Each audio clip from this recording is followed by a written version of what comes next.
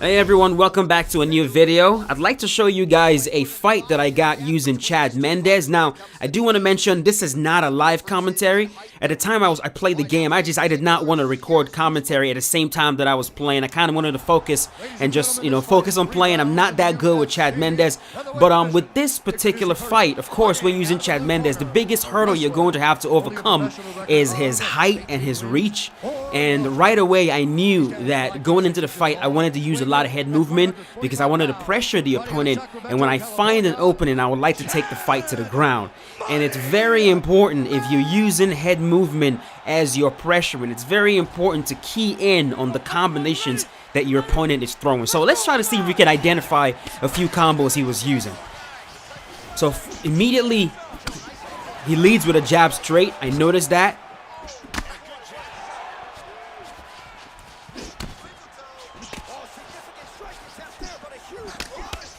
That is the second combination. The straight lead uppercut followed by the right hook. Okay, now that's a combination I use quite often. I'm very familiar with that combination. I also know where that combination has its weakness, and it's with the uppercut.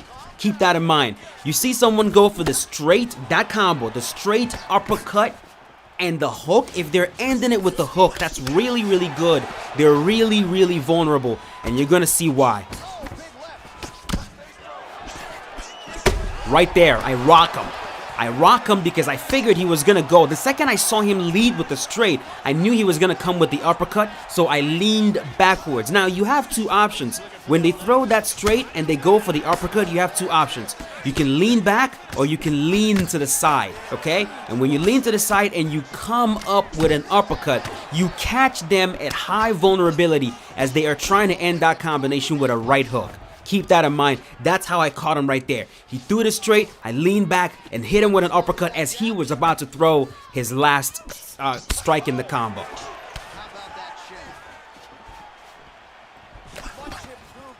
Now, occasionally he will mix in a jab right hook in there to kind of catch me leaning. That's of course very smart to do. But mostly, right there I shoot off of that kick and I take him down.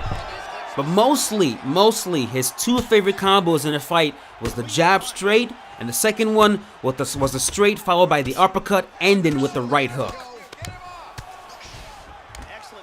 So right now I'm on top of him, and I'm trying to stay on top. Control the top game, not get reversed. Kind of grind him out a little bit, make him work. And I noticed the dude is not really doing much. He's kind of playing the waiting game on the ground. Let me burn myself out and just focus on denials. So right there, when I got the stack guard, I was kind of afraid of throwing a punch at him because I didn't want him to catch me in a submission. I wasn't sure if Max Holloway had that submission. So now watch what he does here. He does a great job of going high-low and really blocking his body and his head. That was one thing I noticed about him right away. And when you're facing someone like that, you kind of got to be patient with the ground and pound. So I'm just taking my time with the ground game. I am on top. There is no rush here. I know that he's just waiting for me. And so I throw a strike. I wait. Posture up. Watch this blocking he does here. He blocks every single strike. That is really good defense on the ground. But that first round was clearly mine. Again, as I'm pushing him forward, I'm looking for those combinations that I've keyed in on. It's the same way that I try to use Rashad Evans. And if I'm also using Yoel Romero, I try to use Yoel the same way. I try to also use Dan Hannison the same way. Basically, any wrestler, DC, for example, Cain Velasquez, if I'm using a wrestler that I like, that I would like to get the fight to the ground, I have to pressure with strikes first and use head movement to set up counters.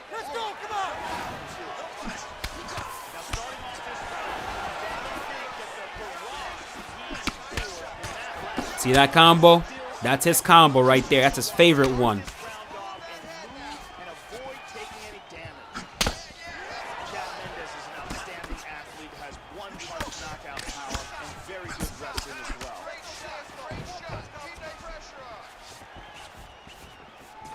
Just misses with the jab there. Nice jab. Now that jab right hook is a check to make sure. See, I anticipate the uppercut, and boom, he gets me. He did a really good job right there, throwing his main combo and then hitting me with the jab right hook.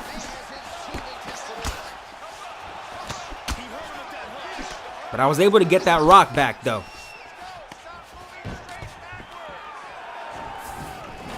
We get a takedown, and we're gonna try to stay on top for a little bit here. We pre-deny that, stop him. I thought about going to crucifix, but then I changed my mind. Mistake. I should have immediately gone for crucifix. At least try it. Mendes's hammer fist is blocked. Back to side control. And Dizzy as he looks to improve position here. Big body punch. This is how I try to use Chad. Combine the grappling with the wrestling. Try to stay on top, and if I'm striking, I want to be the one moving forward.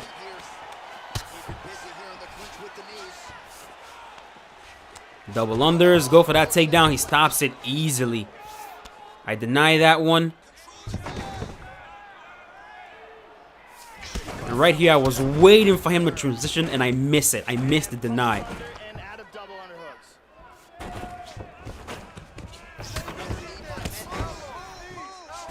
We're going to do a few fakes, hit him, and throw him. Boom. Back on top. Now, when I'm in side control, personally, what I like to do is, I don't really care that much if you're going to recover half guard. My whole entire focus is, I'm going to try to stop you. I'll try to stop you from going to sprawl. That's what I don't want. If I want to stay on top, I'm pre-denying sprawl. If you can get to full, half guard, whatever, I can try to hold half guard, but I don't want them getting the sprawl. So once I see even the slightest switch, I am denying, but I am denying sprawl. Right there, he reverses it. He gets that really quick reversal to full guard. Nice.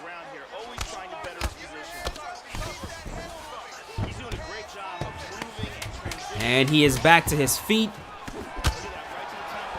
This round could have gone either way. We rocked each other. Now, I did have the grappling on the ground, so I would still give this round to me.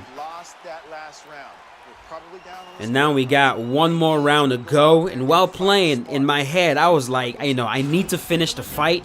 It's very unlikely that I would finish him on the ground. His defense on the ground is really, really tight. Just overall, it's hard to finish players on the ground. If you're even semi-competent on the ground, if you know how to keep yourself safe, it's so difficult to get finished on the ground. So I figured if I'm gonna finish this dude, it has to be on the feet.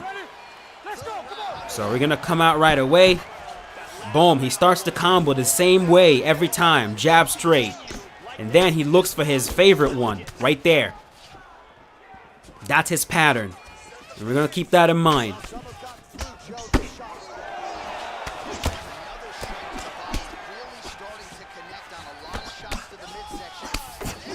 See that? Jab straight, straight uppercut, right hook.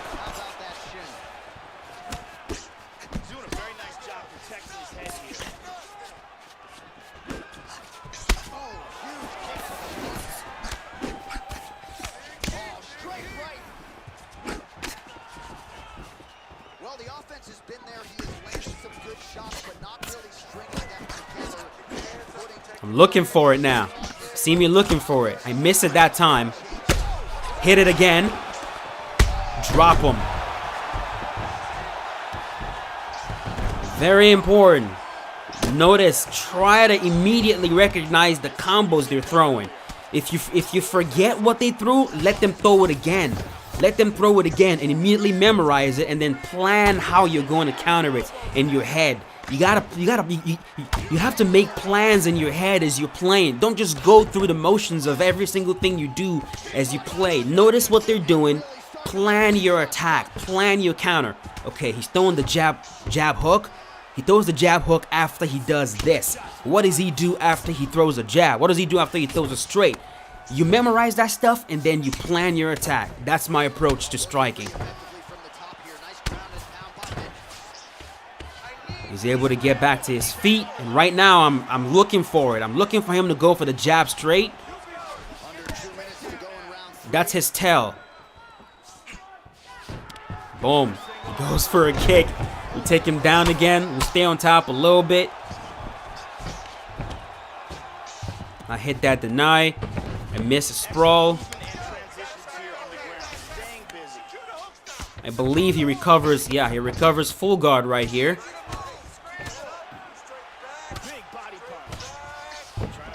Now, of course, like I said, man, I'm trying to use Chad and, you know, use all his weapons, and we're back to the feet.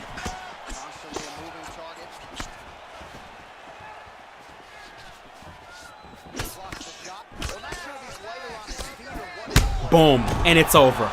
Remember what I told you guys? He leads with the jab straight, and right away he goes for the jab, uppercut, right hook. I knew that was what he was gonna do. Second I saw him go for that jab straight, I decided to slip. Like I told you guys earlier, there are two ways you can deal with an uppercut. You can pull back at an uppercut, or you can slip to the side of an uppercut, and the uppercut misses. And if you come with your own uppercut, right, watch there. I come with my own uppercut and I hit him at really high vulnerability because he was also coming with a right hook. See that again? Boom. Catch him with the uppercut, and that is all she wrote. So if there's anything you can take away from this fight, striking wise, try to notice what your opponent is doing. What are their patterns? How do they set up their attacks? Once you figure that stuff out, memorize it, and then once you memorize it, plan your attack. Go through the motions in your head. How is the game designed to counter whatever it is they're doing, and then try to implement that. Your striking is going to get improved. But that is it. Thank you so much for watching. Hope you guys learned something from this fight. If you did, let me know in the comments section below. Also leave a like if you enjoyed it, and I will see you guys tomorrow with another video. As always, stay safe and have a wonderful day. He put it all to good use here tonight. Congratulations to Chad Mendes.